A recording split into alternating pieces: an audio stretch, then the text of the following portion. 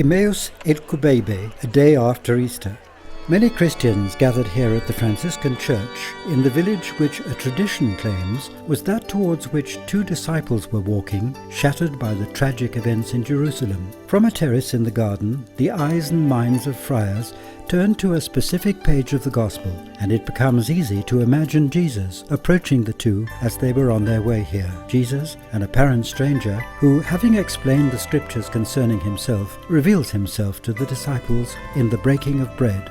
This is why the custos of the Holy Land, Friar Pier Battista Pizzaballa, who presided at the celebrations, distributed blessed bread to the faithful, symbolizing in a way this sanctuary, but also the disciples' encounter with the risen Christ.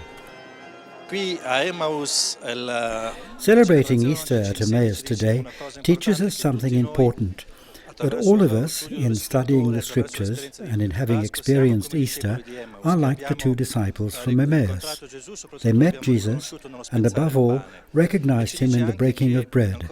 And this tells us today that, like them, we have to leave our doubts and come to the table to share our bread with people we met along the way.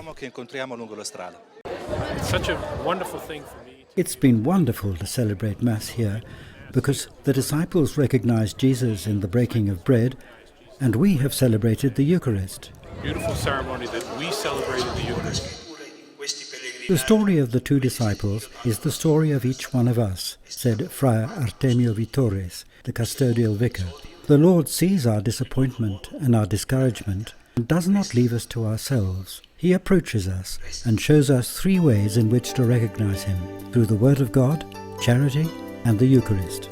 Although there are other places named Emmaus, also claiming identification with the village in the Gospel, here the remains of a Roman road and of Crusader buildings, as well as a biblical reference to a distance equivalent to 11 kilometers, the 60 stades mentioned by Luke, support the possible authenticity of this place. This sanctuary has been a place of pilgrimage since the Middle Ages. Beneath the foundations of the present church are the remains of a Crusader church, as well as what has been venerated as the house of St. Cleophas and his son, that is to say, the two disciples. This year the church was packed with the faithful, who included many Spanish and Italian pilgrims. But Easter Monday in Emmaus is an appointment especially dear to local Christians, particularly those from the Latin parish of Jerusalem.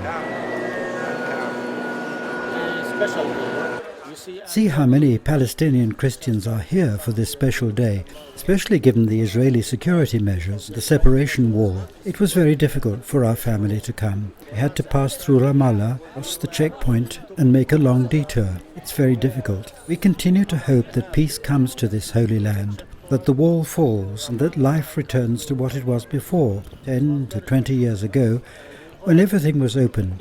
Many local Christians and pilgrims could come here. Indeed, such a large presence at the sanctuary of Emmaus this year is unusual, in part because this Palestinian village is almost entirely Muslim. Only one Christian family lives here today, but also because of the blocking of access routes as Israeli security measures, making it almost impossible to get here. In the last 4 months, only 4 groups of pilgrims have come here, as special permission has had to be obtained for the few coaches that have arrived. Acquired by the Franciscans in the early 19th century, it became the minor seminary of the custody, receiving students from all Arab countries.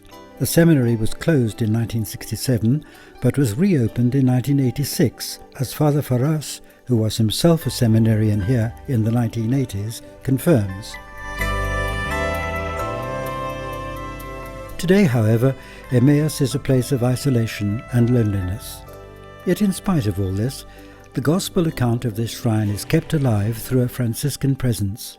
This, for me, is above all a place of prayer and meditation, says Friar Franciscan Viata, superior of the friary, who lives here with a fellow Franciscan.